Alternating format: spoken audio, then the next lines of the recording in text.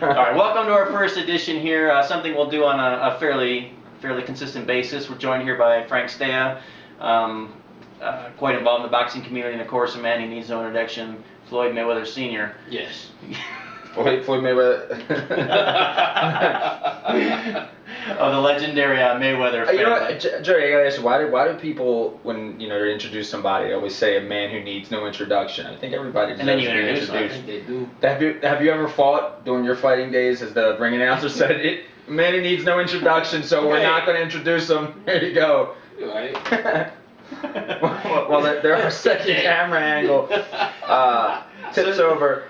So And, Jeff, Jeff, when you get noticed out in the street, out in public, are you more often referred to or asked if you're Floyd Sr. or yourself? Well, most of the time, just asked, "Am I Mayweather?" Mayweather. Yeah. do you consider yourself the best looking? That's I don't care about that. What about what about the term the quiet Mayweather? Is that something that bugs you, or did you always get that, or the one respectable Mayweather, or what, something like that? Does that bother you, or do you enjoy that? I mean, no, it doesn't bother me. I mean, because I think everyone wants to be respected, and I'm not, I'm not loud, I'm not, braggadocious or anything like that. So I guess that the name Quiet Mayweather fits, but at the same time, once a person gets to know me, they see a whole different side of me. Yeah, that's the one thing that people, they always see as quiet and calm in the interviews, and then as soon as I'll turn the camera off, and then you're dancing and acting. he's got bricks and bricks of money up on that table over there. He's got a poker game getting ready to come over. Some big timers getting ready to come over. This is just for show. All right, Jeff. Well, we got the upcoming Pacquiao and Bradley coming up, and of course, the big hang up on Mayweather and Pacquiao, depending on who you ask, of course, is the whole drug testing, and then of course you had a couple big high-profile failures of drug tests here lately. Do you think that kind of indicates what Floyd has wanted as far as the Olympic-style testing? Well, I don't necessarily say it vindicates. I think it does. It does set a precedent, to boxing, and that boxing does need to be cleaned up, and like I said, at the end of Floyd's career, no matter how much he accomplished, he might be remembered more for, fighting for his cause of, random blood testing, and I think that it should be, on the highest level. I mean, when you got guys fighting for world titles and world championships, and these are the guys that they can afford to take the test. So I think they should. Do you think that do you still think that Manny's probably using?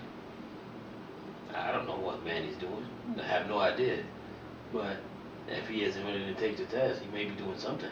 That'd be something if he got busted, because I don't even know if they're doing random drug testing for this fight. Probably not. I mean, in most cases, the only person that can really demand that is Floyd. I mean, because of the fact that he does the numbers. He's the biggest draw in boxing, so I mean, he can demand something like that. And it's kind of like, if you don't want the payday, don't do it. So, for you and both you guys, what do you guys think? Lamont Peterson and Andre Berto both test positive for a banned substance, no matter how minute it came up inside the test. These guys are labeled no matter what. You don't know the facts. I mean, do these guys deserve a break? Is it guilty until proven innocent in this case?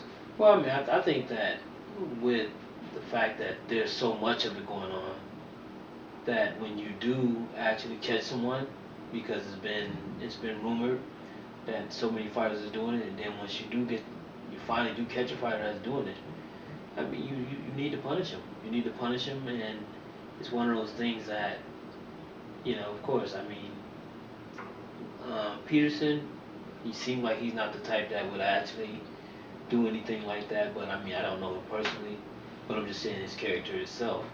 I mean, Berto, I wouldn't put it past him, because, I mean, he hired the guy that was, in charge of Balco. So, I mean, the only thing that seems like to me that if you hired the guy that's from Balco, that you should have something a whole lot more sophisticated if you're going to call yourself cheating. The one thing you always get as soon as a fighter's busted, it's always, well, I took this the supplement that was banned or whatever. I didn't know it. I took this supplement. There's always an excuse, but yet there's so many substances. And if you ask any fighter, whether it be MMA or boxing, they're taking dozens of supplements. So you have to think that at least in some circumstances, wouldn't you, that there might be something to what they're saying, because if you're taking so much stuff and putting it in your body, and yeah, you're responsible for knowing it, but man, it just seems like it just stands to reason you take that much stuff and something is bound to, not been tested or not known to be in there, and what do you think as far as, do you think some of the people are actually giving legit excuses? I mean, I think that like I said, I think that some people actually, kind of don't know, what's going on, and it's also, you have all these new fighters, and now they're hiring these, these high-tech trainers, these trainers that have been busted for doing, drug testing, and for giving, steroids or whatever it is. Just like Marquez, the guy that Marquez hired. He was the same guy that was, giving the substance, the EPDs to Marion Jones, in the Olympic team. So when you have guys like that, and you had a guy like, I don't know, what's the guy from Balco's name? Conte. Okay, when you got Conte, these are two guys that shouldn't even be involved in boxing, period. Right. And I think that, when you have guys that are actually been busted, that they should be banned from the sport, period. Any sport. And I just don't know why even a boxer would consider, or any athlete would consider bringing them in. If I was an elite athlete, I wouldn't say, oh, let me bring that guy, and the guy that's known for one thing, and that's making Barry Bonds' head's huge.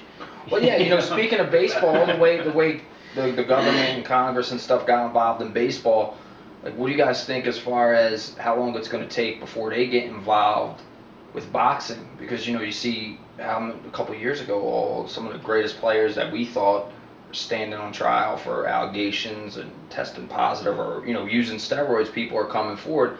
Boxing, you see it everywhere. It's not a game. Right. Two guys in there punching each other in the head, brain damage, broken bone, all that stuff. I'm not saying football and baseball, there's not injuries that occur, but boxing's a different animal. It's not a game, boxing is a hurt business. And that's the intention, is to actually, try to hurt your opponent as bad as you can. So, I think that, it's sad. It's really sad that at the highest level that it's not mandated. Does Congress get involved or anything like that? Who was in that Congress? I think they have to. They're already getting involved with stuff, like Clemens, which I really think is kind of stupid. I'm a less government guy. I think the less government involved is better. I don't think they need to be involved in every single thing. Like, really, they're gonna, Clemens did steroids, but he lied to Congress. That just, to me, doesn't. They have better things to be doing, to me, than seeing if some guy lied about using steroids in Congress. I don't know, but they're getting more and more involved. I assume it will be, especially like I said, MMA or boxing, where it's, where your use of, baseball just makes you hit a baseball farther, and boxing makes you punch somebody hard as